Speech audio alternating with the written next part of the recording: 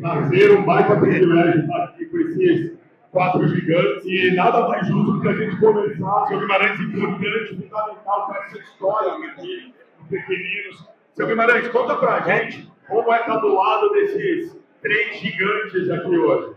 Prazer igual estar aqui. Obrigado por terem vindo. Dia 3 de abril de 1942, no Rio de Janeiro, nasceu uma unanimidade de futebol. Ademir aqui.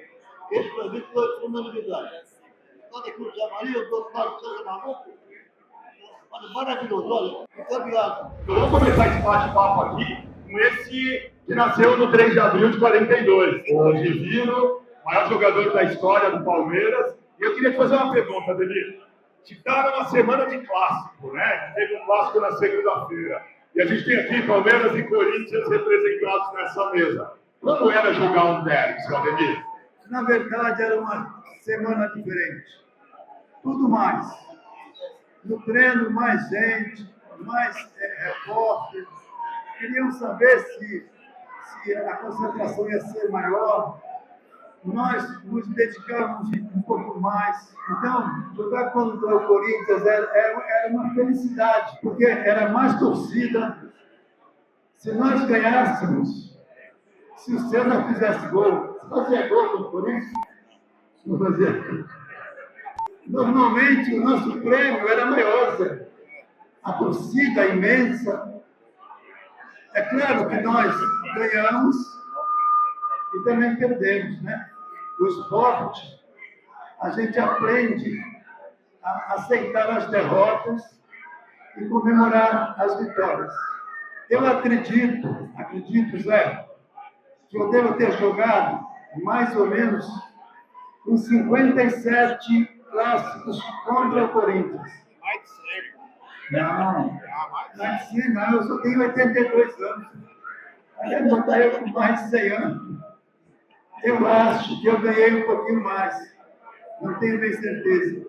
Você ganhou 4 jogos a mais na história. Aê, Zé, ganhei. 4 jogos E é a um mais. corintiano falando isso, viu, Zé? A história de Corinthians e Palmeiras, o Ademir tem mais vitórias do que derrotas.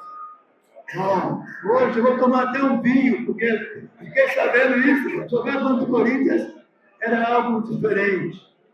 E vencer o Corinthians era espetacular. Meu amigo César Maluco, ele não vai falar hoje aqui, mas ele me confidenciou que ele adorava fazer gol no Corinthians. Eu não sei porquê, porque César adorava. Na semana do Corinthians, ele não ia para as boates à noite, né?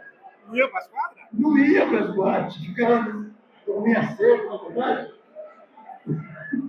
E a história do derby, né, seu Ademir, o César Maluco aqui, o Ademir é o terceiro maior goleador da história do Palmeiras, é o meio. A gente sempre tem que lembrar disso, os dois que estão na frente dele eram exatamente centroavantes. Vou perguntar para o Super Zé aqui agora, o Zé que também jogou vários derbys, jogou vários clássicos. Ô Zé, conta pra gente, né, foi aquela imagem da camisa sangrando, a imagem, talvez a imagem mais importante de um jogador na história do Corinthians. Aquilo não foi num derby, foi num Corinthians e Ponte. Conta um pouquinho mais, 79, conta pra quem tá aqui. Hoje a gente vai numa loja do Corinthians, tem uma retrô, uma réplica daquela camisa, e no ambiente desse de colecionadores aqui. Conta como foi aquele dia, e como foi aquela história, e como você eterniza aquela imagem. Prazer enorme você estar aqui participando desse debate, dessa resenha, né? Principalmente dessas 3 personalidades. Falar dessa camisa anunciada, eu queria te agradecer primeiro ao fotógrafo, ele foi muito feliz. Né?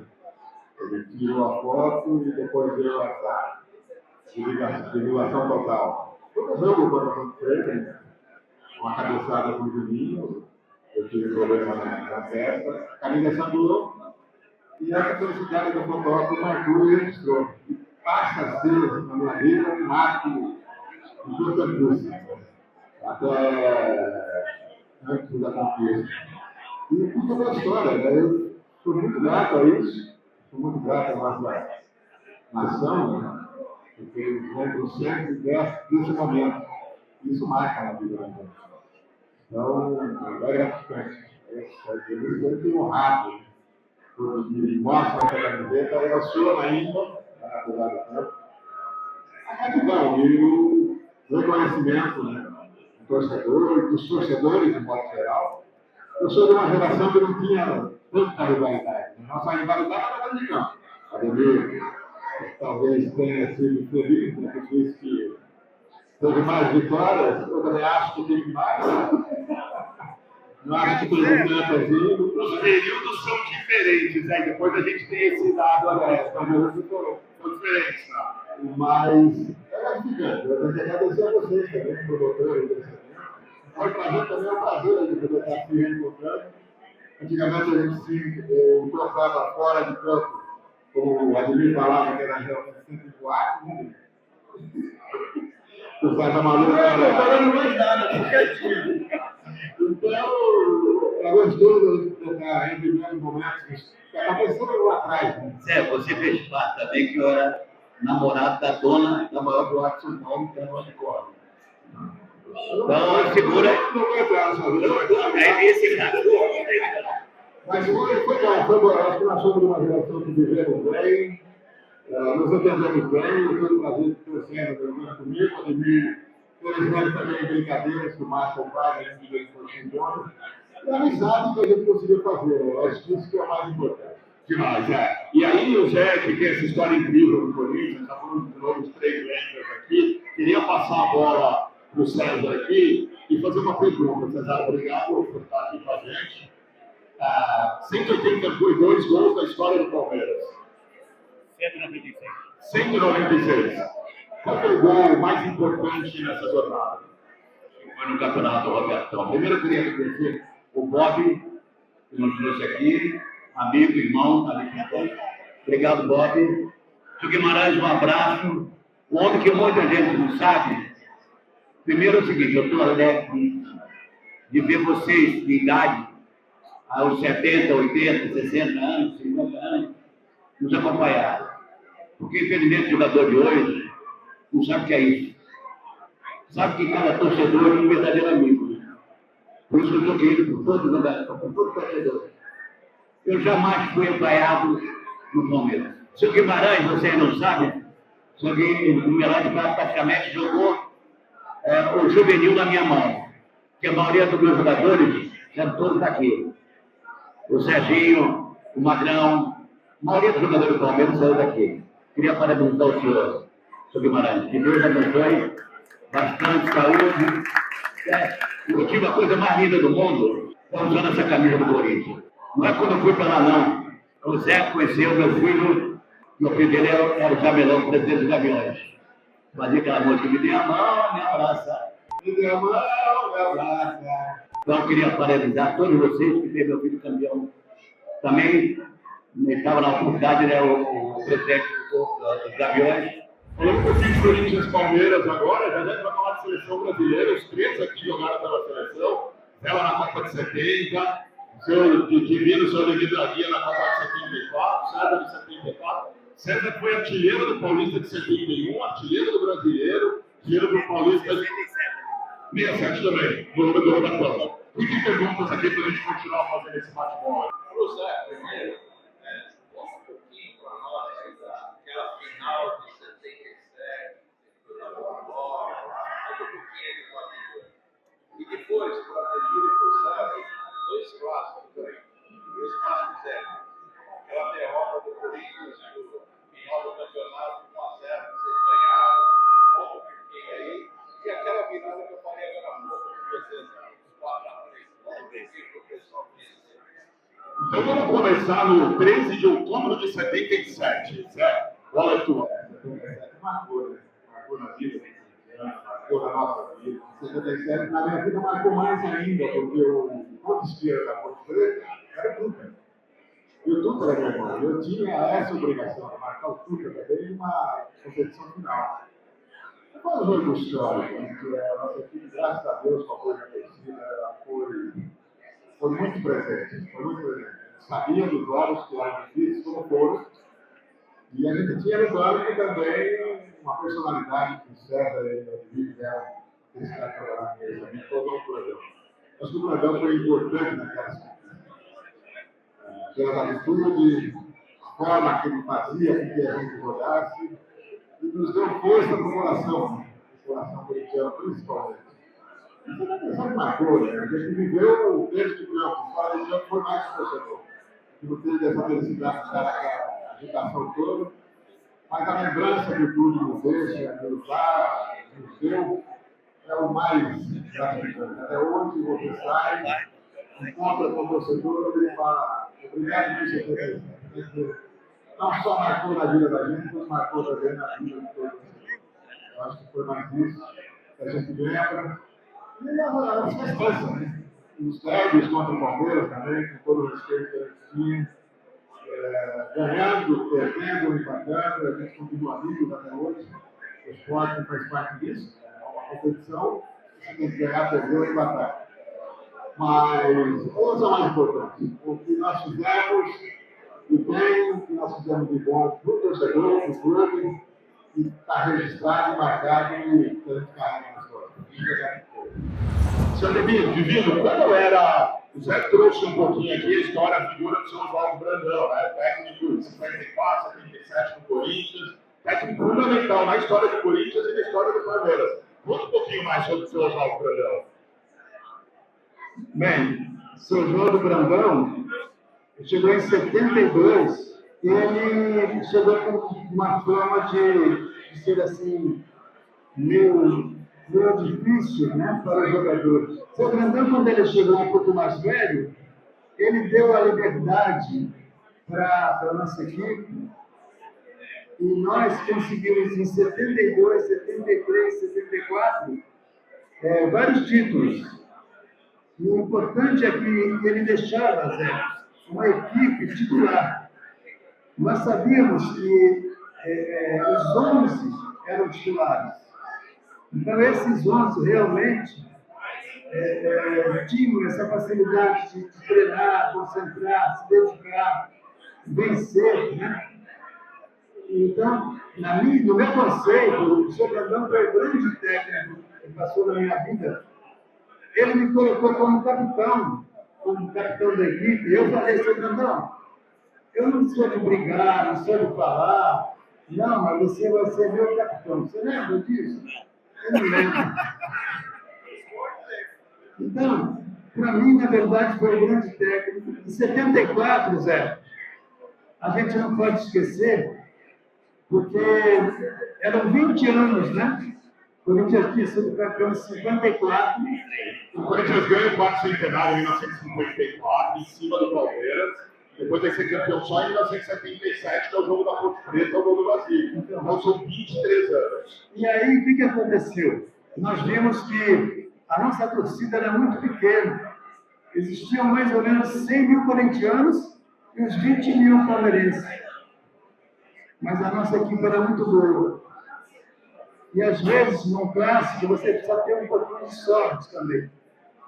E o lance do Leivinha, né? Leivinha cabeceou, o Ronaldo fez o gol, fomos campeões. E o mais importante, que eu não posso jamais esquecer, é que o corintiano, ele respeitou, ele soube perder. Então, é uma coisa assim que era diferente. As torcidas ficaram juntas, eles tinham respeito.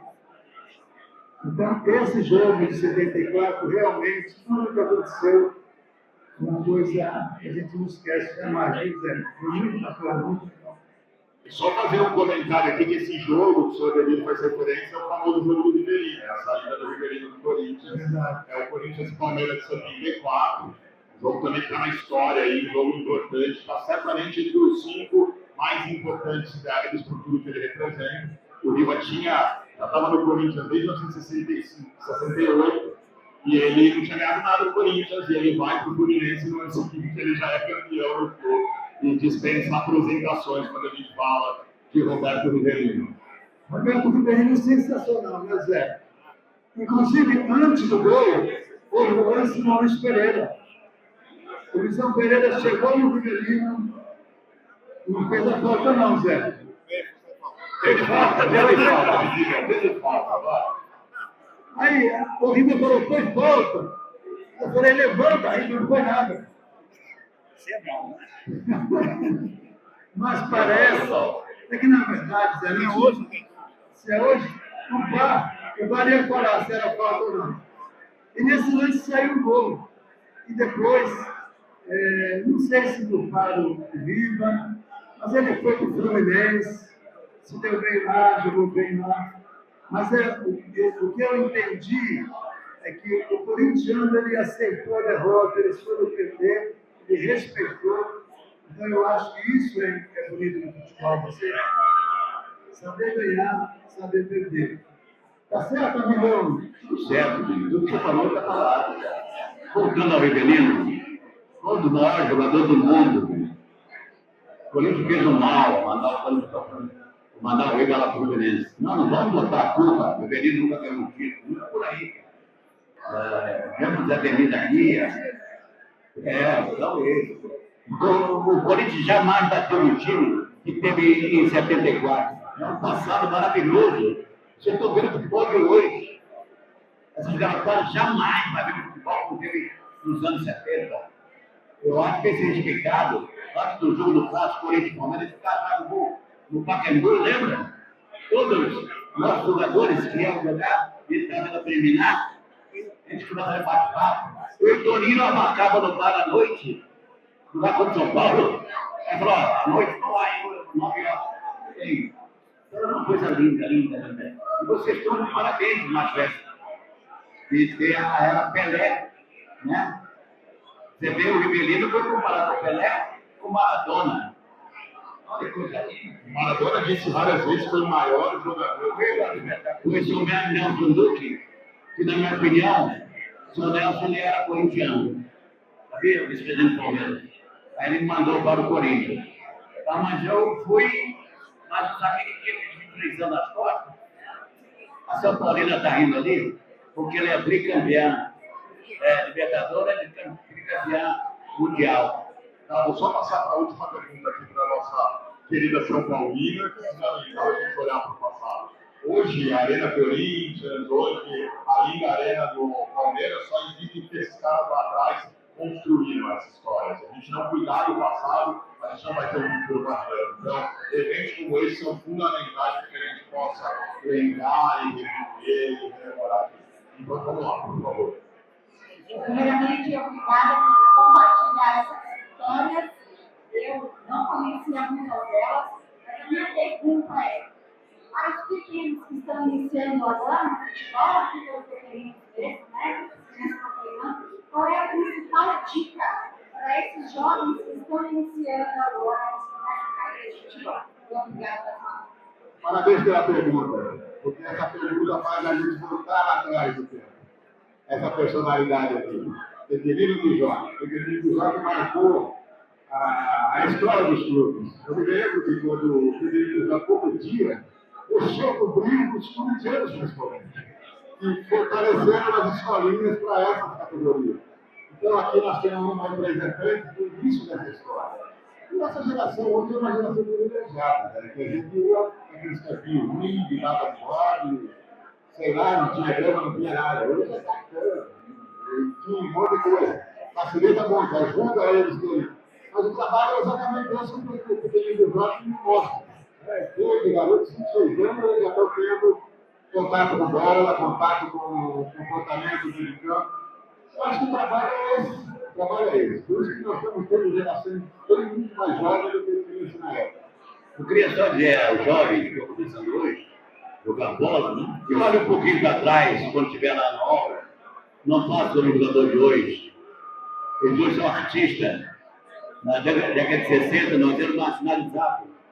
O profissional era de vagabundo, tanto artista, como policial, como jogador de futebol. Cara, hoje em dia, o jogador, qual é o pai que não gostaria que a filha casasse com o jogador? Eu não quero cara, porque é artista. É um palco aqui, só tem artista. Os jogadores de hoje não estão olhando para trás, estão olhando lá na frente. Quero ver quando parar. Ouve um pouquinho, César. Aqueles jogadores, futuros jogadores de amanhã, futuros homens de amanhã, que querem dinheirinho, vamos olhar para o papai e mamãe, que é a coisa mais linda do mundo. Eu entendo que todos nós temos que nascer com um dom. Se você nasce com o dom de ser um cantor, ser um jogador de futebol, você tem que se dedicar, porque nada é fácil. Então eu acho assim, meu Zé, meu pai foi jogador de futebol. Corinthians.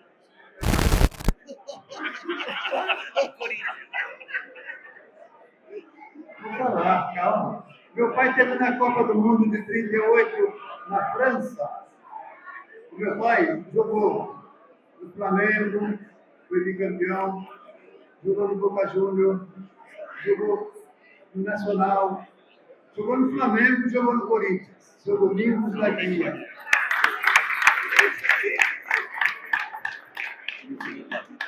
Ele passou o dom que ele tinha para mim.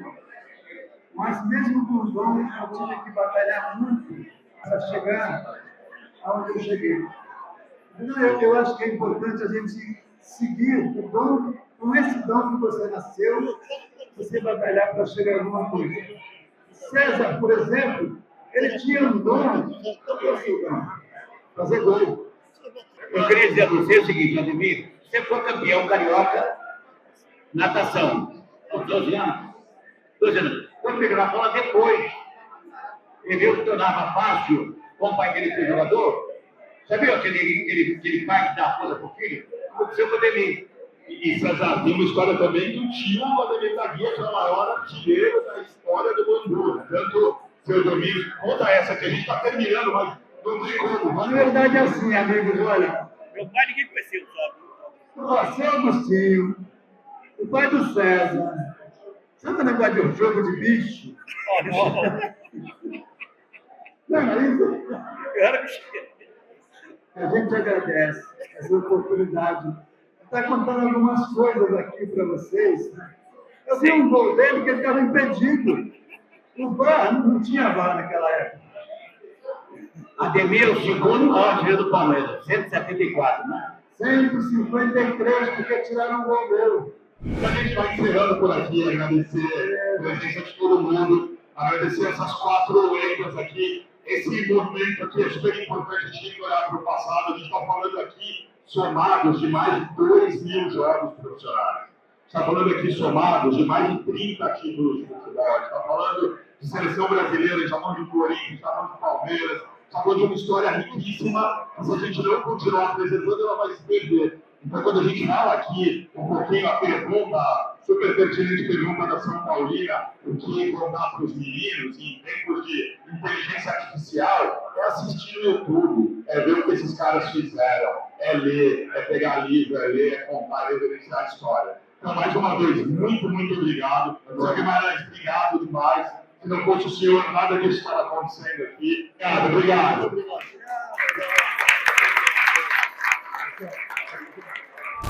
Obrigado, Wagner, pelo convite. Vou contar um pouco da minha história. Fui atleta profissional. Na verdade, o pessoal que coleciona camisa aí gosta desses clubes alternativos. Eu tive o privilégio de poder passar e conhecer muitos desses lugares.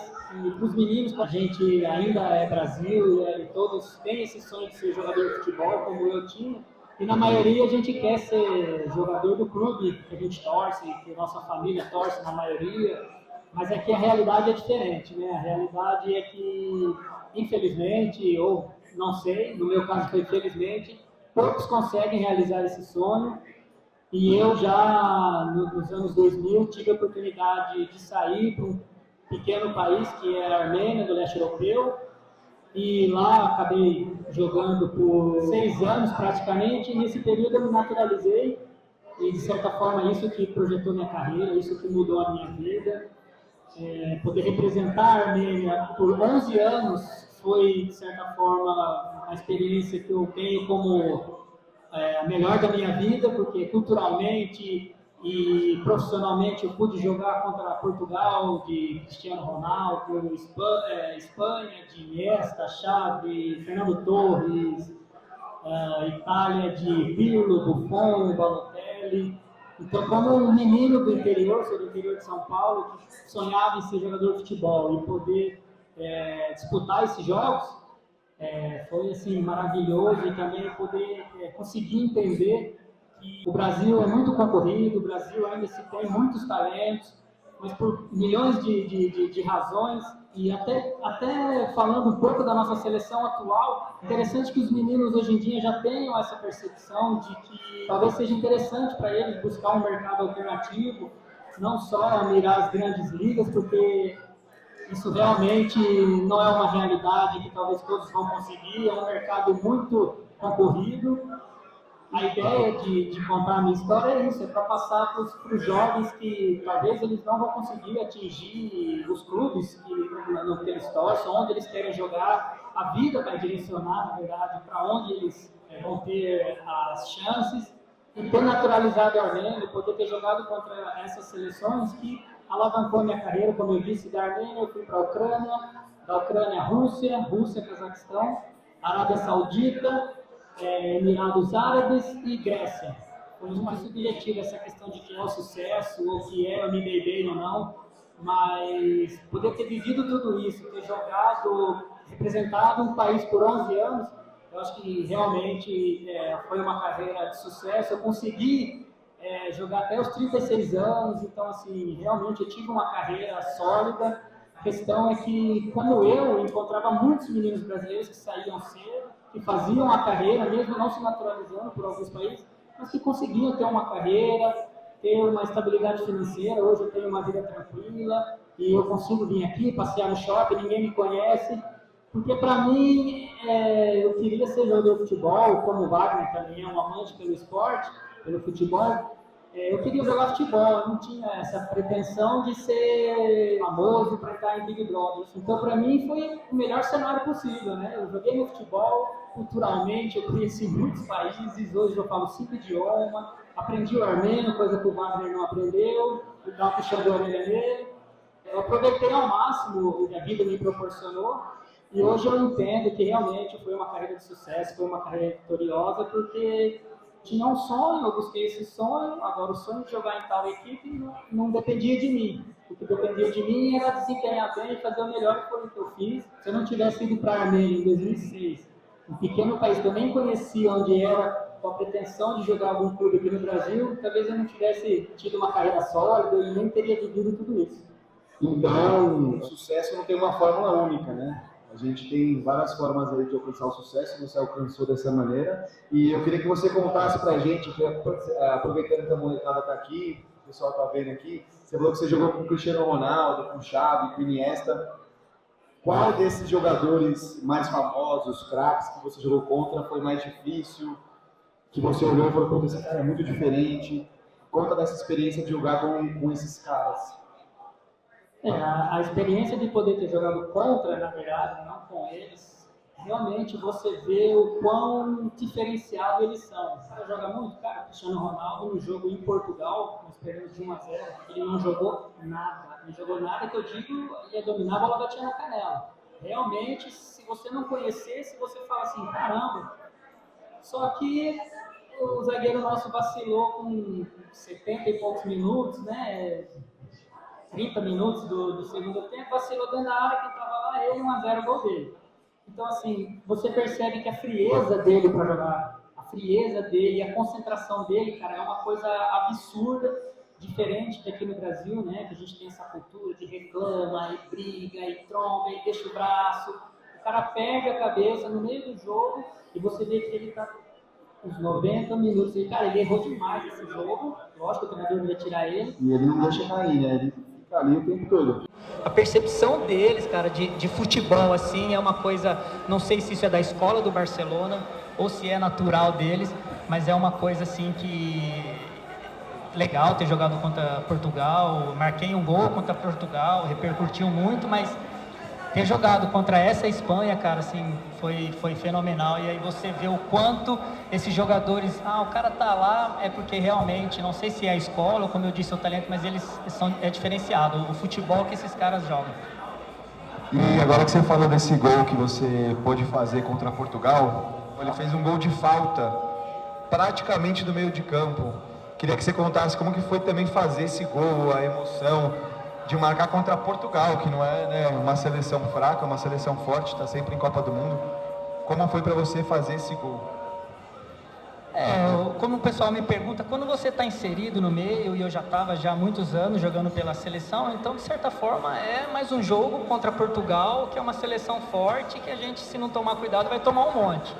Então assim, você tira um pouco desse peso de fã, né, Cristiano Ronaldo, e aí no decorrer do jogo, cara, a concentração é tão grande ali que você não tem muito essa percepção, estou jogando contra esse ou aquele.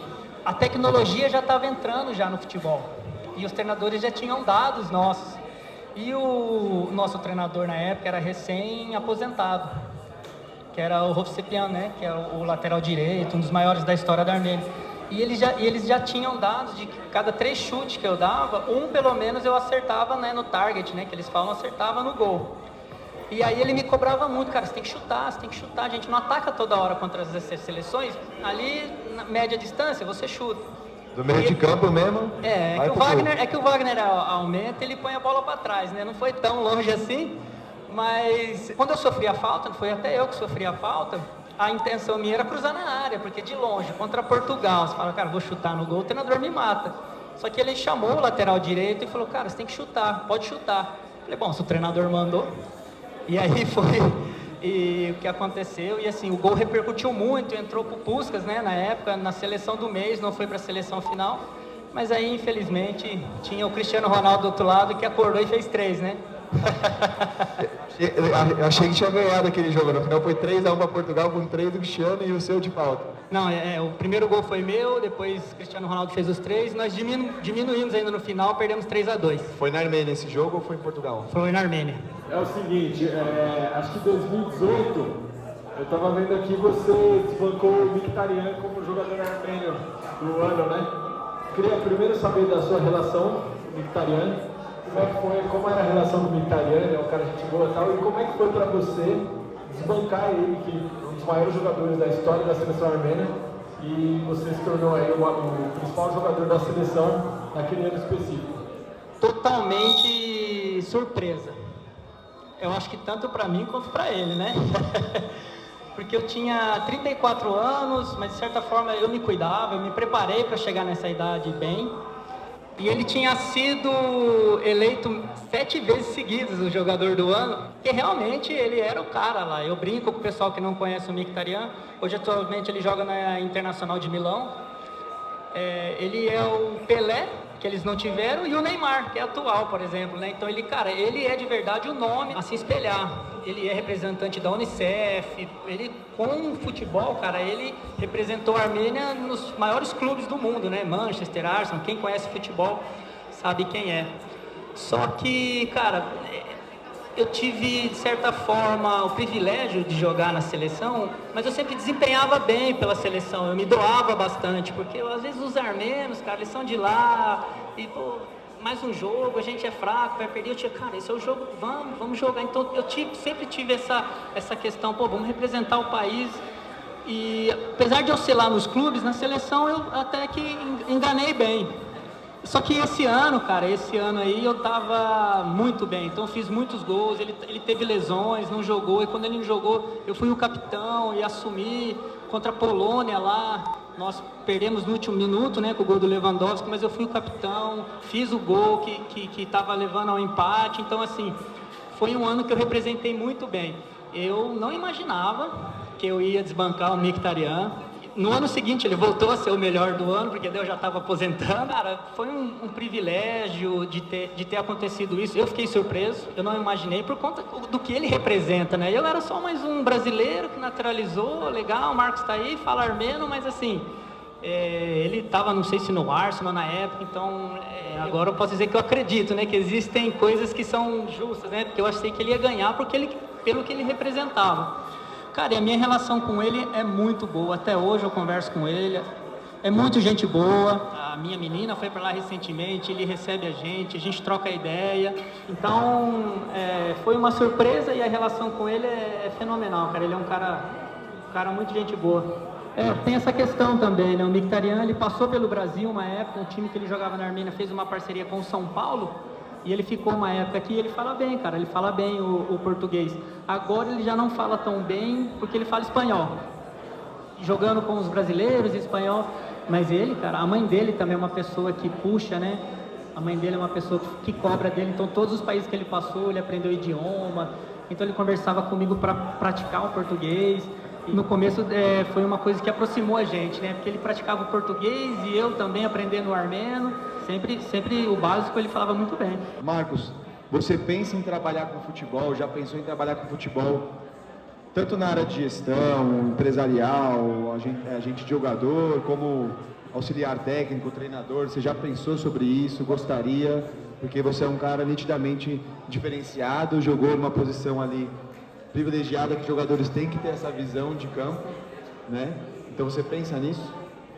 Para ser bem sincero para vocês, eu nunca tive a pretensão de ser treinador, porque eu conheço bem como é vestiário, então são 25 egos, 25 jogadores mimados, posso dizer assim, eu também era um deles. Então, se você treina um período é pouco, se você treina 2 é muito. Então, assim, eu nunca tive essa pretensão de ser jogador, porque eu sou muito mais coração do que razão. Para ser treinador é isso e acabou. Então, nunca tive essa pretensão. E aí eu acabei migrando para a parte mais administrativa, né? Hoje eu represento a Federação da Armênia em alguns eventos aqui na América do Sul, na América do Norte, também por conta dessa proximidade que eu tenho, né? Um brasileiro que se naturalizou, que fala o idioma, que cantava o hino, que conheceu realmente o que é a Armênia. Aí eu parti um pouco mais para essa parte administrativa, a Armênia me incentivou, então eles me deram um curso da UEFA Academy, né, de gestão de futebol. Hoje também eu estou engajado num projeto, para passar para os atletas que 90% dos atletas pós-carreira, eles tendem a quebrar, tendem a perder todo o patrimônio. Então a gente se preocupa bastante com isso, porque eu também sofri isso na pele, de parar e agora. Esse projeto é para passar para os atletas que é legal você ter um carrão, é legal você ter o que você quiser, desde que você tenha consciência suficiente de que para manter isso também tem os seus custos e tal. Eu estou indo mais para essa parte aí, mais administrativa, fora campo, não me vejo trabalhando com futebol, não. Beleza, então vamos agradecer a presença.